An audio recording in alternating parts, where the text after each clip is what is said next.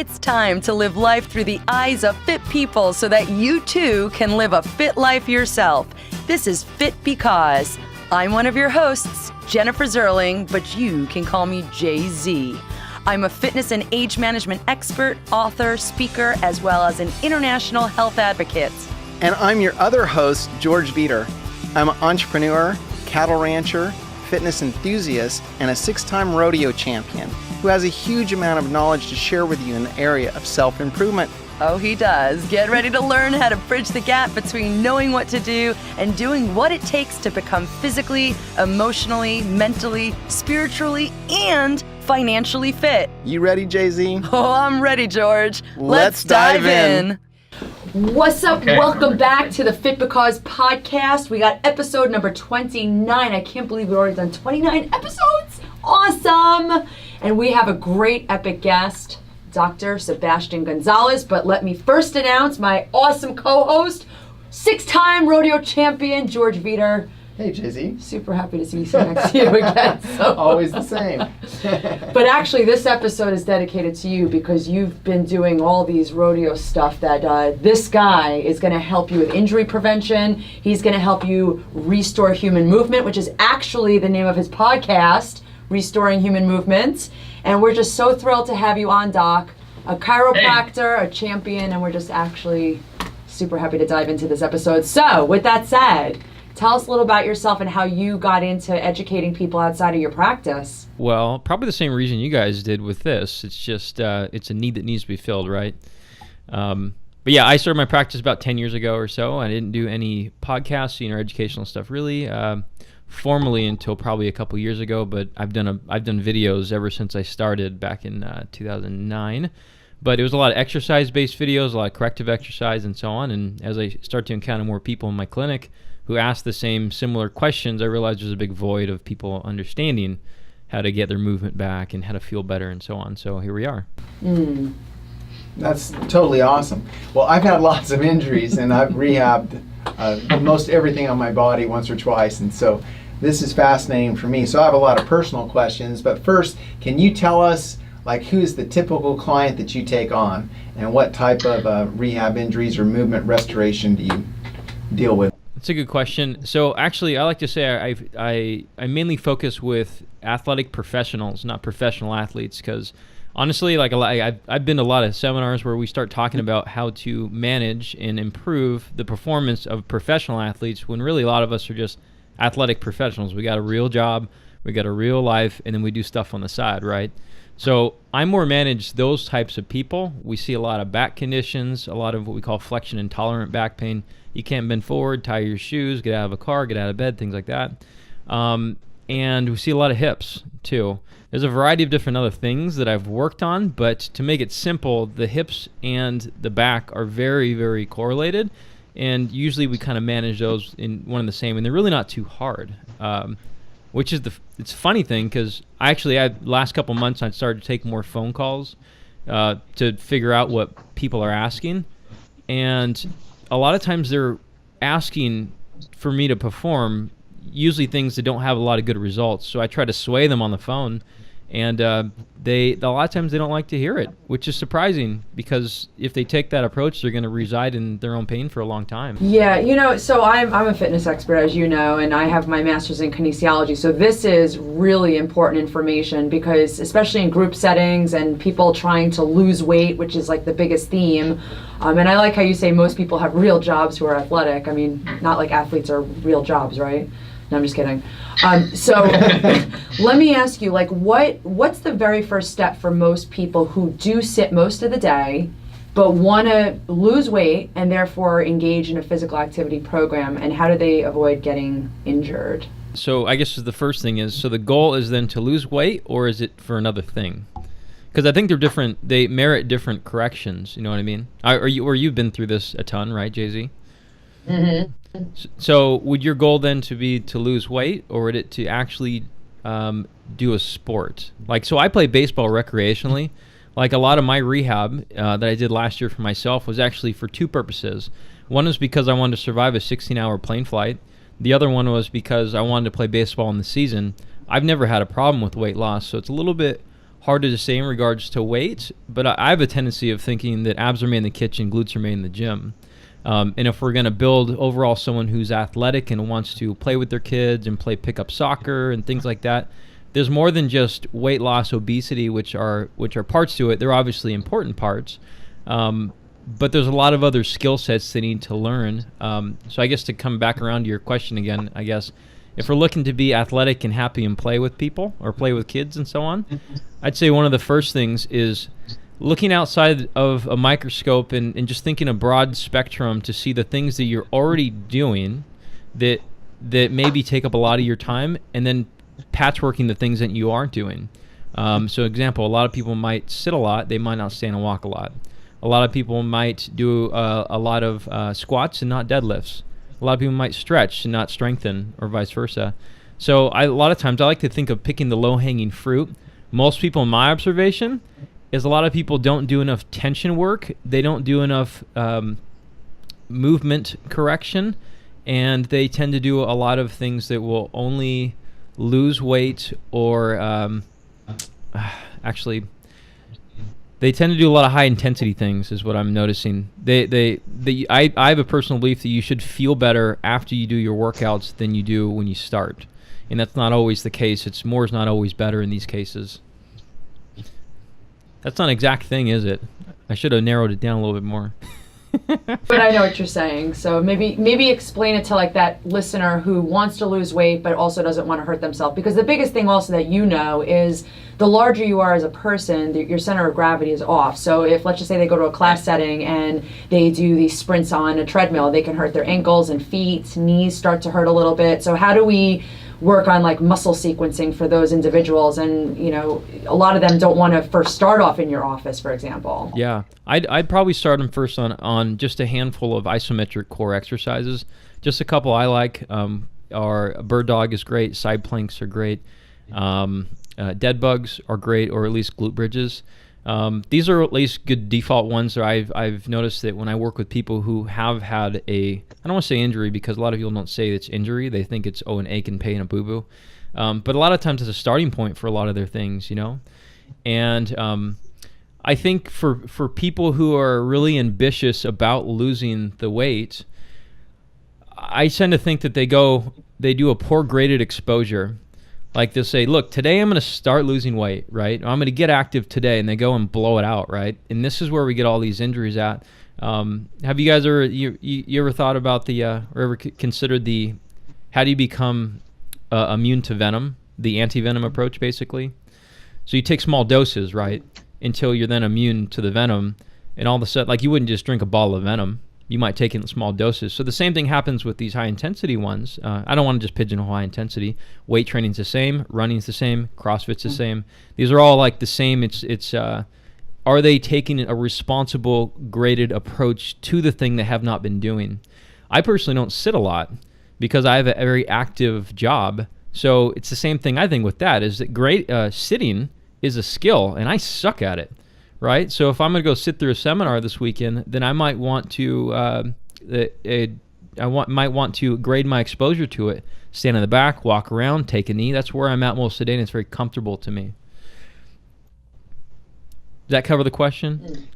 It does. Now, for those of us that are less literate in this particular area of expertise, how about muscle sequencing? Can you explain to us what that is? Muscle sequencing, I guess we take it a couple different ways, but I think, are you guys asking it as how should muscles start to work into having a pain-free joint or pain-free movement? Is that what you're asking? I'm just asking when we mention or when we talked about muscle sequencing, I don't know what you're talking about, so I'm just asking for a definition. Well, so it depends. So if you're talking about rotational power, there's a sequencing thing in that. But if we're talking about, so I had a patient just the other day, she came in, she's trying to raise her arm. There was a muscle on the top part of her shoulder which activated, I would guess, I'd say too soon. And if there's another healthcare provider listening, they might say, well, this is the wrong terminology. I understand that. But there's certain muscles that you want to activate in a certain sequencing, I guess, to make a movement not painful. So that's my takeaway from muscle sequencing. How about stretching? Can you talk to us about those of us that are, like, I compete in rodeos. I have 2 rodeos tomorrow. I rode bucking horses last night. Show me your belt. Sorry. sorry. I'm just Anyway, excited about the belt, that's all. Anyway, and I know I don't stretch enough. I've been pretty blessed. I don't get injured a lot. I stretch my groins out because that's what takes the most punishment, when I'm riding a bucking animal. But as far as just stretching for a athlete that goes into the gym to train, or whatever your CrossFit or training mechanism is, what type of stretching do you recommend? Quite honestly, I don't recommend a lot of stretching. And I know it might come as a surprise, because this is kind of the thing that I went back to earlier, when people call in and they have a certain thing that they're asking for me to perform with them, that after I eval them, I might see that it's the wrong thing for them. Most people, definitely stretching is important partially, but I think the part that's lagging on a lot of people is stiffness and stabilization. And so from my come from in a sports injury perspective, say that you wake up and your back is stiff from the workout the prior day, right? Or maybe from sitting too long. Actually, the thought now is that if we retract a little bit of that process, we got to ask yourself, why is that muscle tight? Has it been working too much? What is it working for? So is it actually getting tight to produce a protective response? So when I work with people, if you have a back condition, one of them actually, this is a very easy one, and I actually have an email series if you guys want to suggest people go down this route, because it's very ordered process rather than speaking theoretical like I am right now. If your hamstrings are tight, then one of the simplest ways, I'd say easily 75% of the people that I do this with, if your hamstrings are tight, you basically go on the ground, you do like about 20, I guess in yoga they call them cobras, you just press up. I call them crappy push-ups personally, because your hips never get off the ground. You do about 20 of those, you stand up, test your hamstrings again, you'll move better. So without actually stretching the muscle that you're trying to address, you can actually improve the way it moves. And the reason for this is because it decreases the threat. And I can say that in a different way if you guys would like me to. So what muscles are you firing with the crappy push-ups to engage the lats a little bit better? So we're actually not trying to engage anything. It's a very passive movement, but consider this. So I can teach you how to walk perfectly, and we can spend 3 months doing it, right? And I'm going to put you in my office. I'm going to shut all the lights off, put a blindfold over your eyes just to make sure you can't see any ambient light, and I'm going to tell you to walk exactly how we did. Do you think you can do it? No, yeah. Right? Because there's a threat. There's a guarded response threat. And same thing happens with all these other muscles too, like piriformis syndrome. A lot of it's a guarded threat. Hamstring tightness, it's a neurogenic guarded threat. We take that threat away, and I usually call this the body's alarm system. The alarm is going off because sometimes it's true and sometimes it's false. Just like that fire alarm you have in your house that has that stupid little battery that never stays, right? It goes on, you turn it off, there's no fire, it's not a big deal. But sometimes you have that alarm that goes off a little bit too frequently. You take the threat away, the hamstrings then respond, or the mobility then responds. So, and this is not always the case, I'd say, but it's one that if people are looking for a stretch, they're probably going to see that this is going to be something that's going to be helpful to them because it's reverse of what they've already been doing. So you don't recommend that someone like George stretches after he gets groin tightness and stuff? Like, what should someone like him do since performance is his number one goal? A little bit harder for him because he's an odd situation. He does something that most people would not be doing. So I don't have any experience in rodeo, so I couldn't really say for sure. I did have a kid come in recently with a groin strain. It was a chronic one. It's been happening for every about 2-3 months. He's in high school, soccer player. He's had it for about 2 years on and off, right?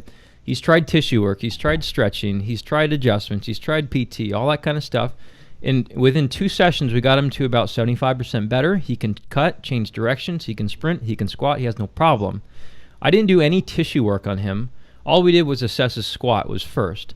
So you assess his squat. He actually shifted away from the side of the groin strain, which makes sense. Actually, no, I take it back. He shifted towards it.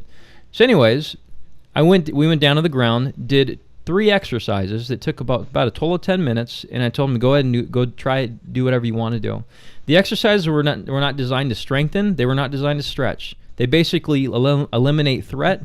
the groin then reduces its guarded response, and he can move. Now, does this reduction of threat stay? Not necessarily. It might stay for a little bit of time, but it takes a little bit of time to catch hold. Now, are George's hamstrings a true tightening because they're being overused, or is it because other muscle groups aren't doing their job? I have no idea. That would take an evaluation to really tell. But I guess for the reason why I'm going around and around in circles here is that there is no one straight answer for someone's tightness. I can guess, and I can say a claim like 75% will get better with this, but I don't really know for sure. But once you see true movement, you can really tell.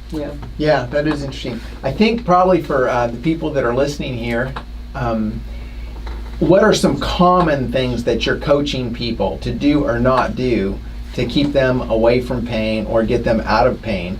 Everyday people that have a professional job, they're sitting a lot, and they go to the gym or they go to their sport.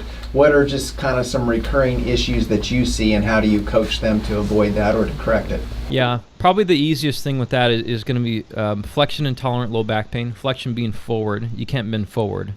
And if they're sitting a lot throughout the day and their back gets grumpy after sitting that long, and they go to the gym and they start deadlifting and they start doing burpees and a lot of rounding, we might then take some of this rounding away for a little bit of time. And that might take coaching them how to sit well in a chair, teaching them how to appropriately lift a weight, teaching them how to maybe reduce their exposure to rounding when doing a burpee. Maybe they do a lunge versus actually a crawl up from the ground. So surprisingly, when you get people to do that kind of stuff, they can reduce their pain significantly within about 5 to 7 days or so, because you're allowing Mother Nature to do her recovery period.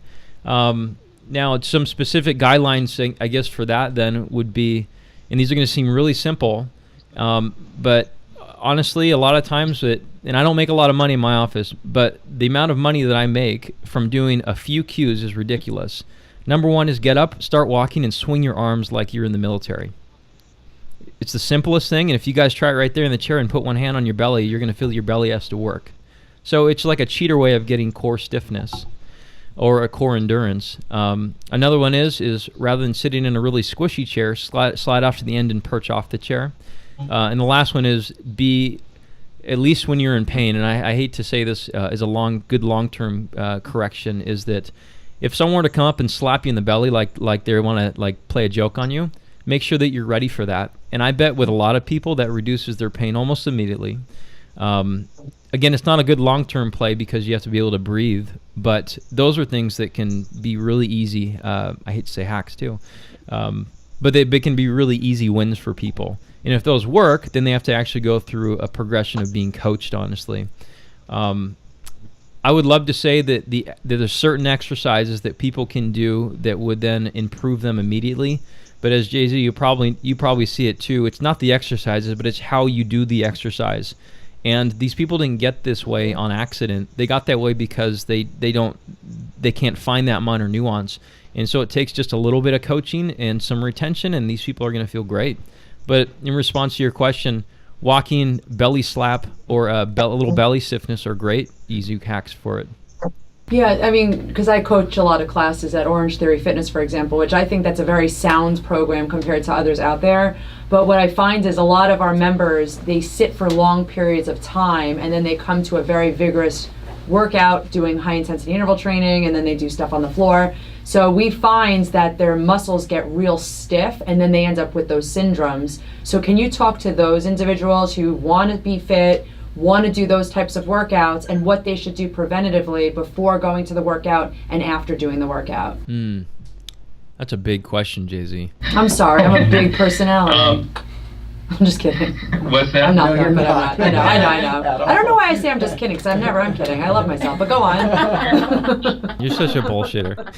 So question, because you mentioned a lot about how people don't necessarily have to stretch certain muscles that feel tight. I guess for the general listener or viewer, what are some really great tips that you can give those folks before they train and after they train? Okay. Well, which are you talking about for high intensity training? Yeah, high intensity training and things that are more vigorous. So think high intensity interval training, strength training. We're not talking about athletic training. We're talking more about the people who go to, Orange Theory Fitness, for example. Yeah, I think that we can, I would say, do a little bit of core work in the beginning, and I'm talking about non-movement based stuff. Without getting into too many of the details of it, I have a bunch of these referenced on my site in case people do want it. I thought I like this. What's that? What is your site? p2sportscare.com. If they go into core, if they just there's a search bar that says core training, or you can put in core training and it'll pull up a massive article. So some core training, I prefer isometric, and also greasing the pattern. So if you're going to be doing squats that day, maybe then pattern the squats. If you guys are going to be doing hip hinging or deadlifting, pattern the hip hinge. So like I personally don't recommend people do a lot of stretching, but actually I take that back. It's more of you're going to do the stretching and actually greasing the pattern. By doing a hip hinge, then you would still be stretching the hamstrings per se, right? But we wouldn't be making them slack. So I don't like static stretching. There's a lot of evidence against it. So I don't recommend it to people. And then personally, when I play baseball, I don't do any stretching. I do mobility based stuff, and I do a lot of stabilization based stuff, and that's what helps me throughout my game. Mm-hmm. So grease the pattern. That's probably one of the easiest things. The heck does that? Yeah, could you describe grease the pattern? If you were going to start singing, what is the thing? What's the exercise they do? The fa la la la la la la la la la, right?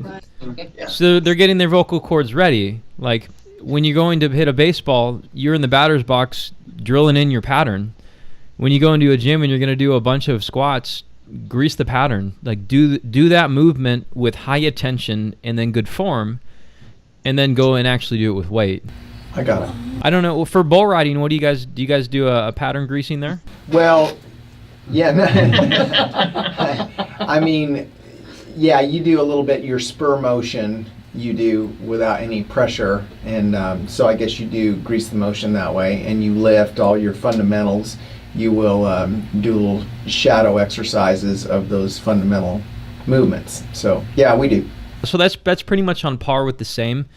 But it's funny though when you see, or at least when I've seen, especially runners will do a lot of this. You get them all in a big group and they're standing around doing their announcements before their big group run on a Saturday, and all of a sudden they all find the nearest curb and they start stretching their calves, And but like probably patterning the movement might be a better thing. But you see it a lot of times in sports, and people grow up with the same. They'll grow up with the habits that they had then, and it sticks with them for a very long time unless you change them. So going back to George's original question about not stretching the adductors, the inner thighs, for when he trains hard and he's very tight, like let's just do our best to think about like how to help that, because even though he's contracting his legs around a horse, there's Right. a lot of people that have those same poor muscle patterns that cause them to have lower back issues, the piriformis syndromes and stuff like that. So what if they shouldn't stretch, what should they do? So to make it very simple for people, usually when I see a patient in the clinic, because they're very a lot of times they're very resistant to this idea. And I've had people drop out of care before because they're like, when are we going to do something for my knees? And I'm like, we are. But they don't like the starting point, or perhaps I didn't do my job of explaining it well. So now what I've been doing is, say someone came in with a shoulder problem, or in this case, let's just say a hip one, because we're already talking about the groin. So I'll sit you on the table, and I'll say, can you push your knee into my hand without using your belly? And if you can, I'll give you $1. And no one can do it, right? So the starting point, I'll have them even put their hands on the table. I said, grab the table as hard as you can. And probably with the bull riding perspective, you might grab, what is that little nubby in the front? You might grab the heck out of that thing, right? Or the ropes. You have the ropes. Probably the harder the grab the ropes, the less your groins has to work. Or actually, too, is back to the original analogy, is that the harder your belly works, or the more stable your center point is, your more fixed point is, the more power you can get out of that muscle. So asking ourselves why do all riders get groin pain or just some? It's common. It's common. Yeah. So yours is a little bit, it's a harder analogy because you're expecting a lot from, that's a very aggressive, it's like saying, I'm hitting my head against the wall. How come it hurts? Well, No, I get it. But probably to give those muscles the best chance of doing their job with the most efficiency, we need to have a center point that is fixed. So back to the analogy, can you push yourself away from the table without using your belly? You can't. It's literally impossible. So the more you make that center fixed point stable, the less you're going to have to stretch these ambient spots. And yet you asked about syndromes. So I have this extremely long article. I just finished it about a month or so ago, and there's a graphic with it. There's a podcast correlated to it. And the reason I made this was so massive, and I tried to make it at least in a very simple way, regionally for hip impingement, groin pain, hamstring tightness, back pain, like why all these things seen together, is because I believe we have a common center point. Have you heard of lower cross syndrome? Yeah, to share with our audience what that is, because I know it Hip is. flexors tight, the hamstrings are tight, low back is tight, things like that. You always have these muscles that your trainers are saying like, hey, we need to turn on this muscle, and this other muscle is too tight. And if you look at all these muscles that are in that grouping, they're ones that are they're the ones that are becoming tight. And they're the ones that people say, can you stretch this? Can you massage this? Which feels good at the time, but I don't think it's a good long-term play. So if you guys go and read through that article, I've explained all this from the center point analogy. Now, because we can get stuck into each pigeonhole of how do you address the piriformis? How do you address the hamstring? How do you address the groin? And these are all the same grouping of muscles called tonic muscles that have an affinity to becoming tight when the system is poor. So I would start with core stiffness, and that comes from endurance. And I know a lot of people say like maybe sit-ups, maybe side crunches, maybe this. Well, there's a reason I didn't recommend those, is because I just think there's more risk to reward factor than I'm willing to spend, at least with people who have these problems. The static-based ones, the ones where you're not moving, a plank, a solid plank. Like if someone were to try to rip you up off the floor while you're planking, that should be your plank. Not one where you're like turning to your friends and like, chatting with them or doing push-ups looking like drinking cows. Like these are just the stiffness is low. So I would start with just a basic fundamental group of torso stiffness or belly stiffness exercises from the front wall, the back wall, the side walls, the top and bottom. That comes from breathing and diaphragmatic breathing, which is a point we didn't hit yet. But for at least the most part, side walls, side planks, right? Front walls. There's one called the modified McGill curl up, which is a great one, or the dead bug is a great one, and the bird dog is a great one for the back wall. So very high reward, low risk stuff that people can easily start on. Good answer. Yeah, that's awesome. Well, I think we're probably needing to wrap up. Do you have any capsulized tips that you could just throw out real quick to our viewers, our listeners, that they can employ next week and feel better? Relax a little bit, breathe. Like breathing's a good starting point for a lot of corrections for people with shoulder issues. They always feel stressed and tight in certain areas. Like just chill, breathe into your belly. If you're driving, breathe into your belt line or into your seatbelt if you're in the car right now. So that takes a lot of things away from being in that fight or flight and very, very tensioned type of state. So you'd be surprised. Breathing is going to be a big thing. And your shoulders shouldn't move when you breathe, by the way. Yeah, I always say that. Is there, I'm trying to think of like a good way to phrase this, but because people sit all the time real quickly, is there any advice you have for like how often people should stand from seated positions or how to avoid all that chest breathing? Yeah. And I don't know if a lot of it's from them being stressed out at work or just the sitting overall, but like I tell people to just take a bottle of water to their desk and drink it so much that they're about to explode that they have to go to the bathroom. It's going to force you to get up. So you get two birds with one stone really with that. You get to get up and walk, take a little micro break. You can be hydrated, which is beneficial for a lot of things too. So just pound water, I think I forget what it's called where you can actually die of water consumption, but I think it takes 5 gallons a day. So I don't think anyone's going to hit hypernatremia. There you go. Yeah, you're literally more water than need be. That's awesome. That's awesome. Well, I really appreciate having you on the show today, Sebastian, and I appreciate the work that you do, and I think it's needed, and your message is very timely, and is just going to help a broad range of people that get within the sphere of your influence. So thank you for being on the show today. Thanks so much for having me on. It was fun. Where can people find you real quickly? Because I want to make sure they follow you and follow your podcast as well. Yeah, the podcast, if you're a little bit more technically minded, as you can tell, we go through a little bit more tech.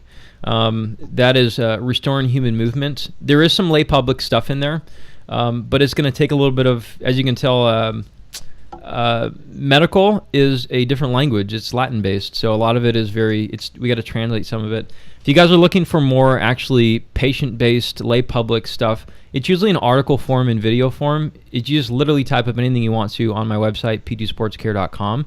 The search bar should take you wherever you want. The syndrome one is a very good spot to start. Just type up syndrome, you'll find it, and just spend a good day reading it, understand it, and you'll start to come to a good center point. That's good stuff, man. Well, I'm so glad I finally got to have you on my podcast, our podcast, because I've been on his a couple years awesome. ago. Yeah. But thank you again for taking the time. I know you're a busy doctor, and chiropractic is one of my favorites. It healed me from 2 major car accidents, so keep up the great work. Yeah, to heal you from the baby, though. I'm doing great with the baby. Are you following me to see how lean I got?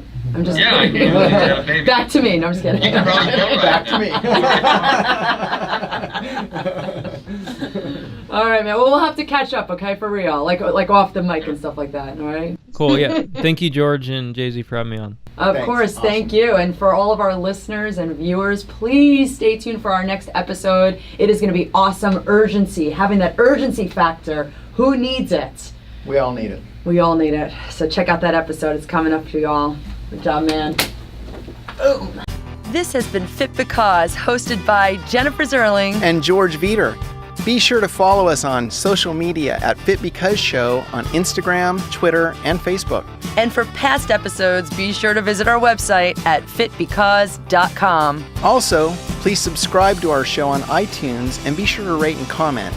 You may always request topics for our subsequent episodes. And if you love this episode, please share it with someone you love so that we can continue spreading our mission to help people be fit.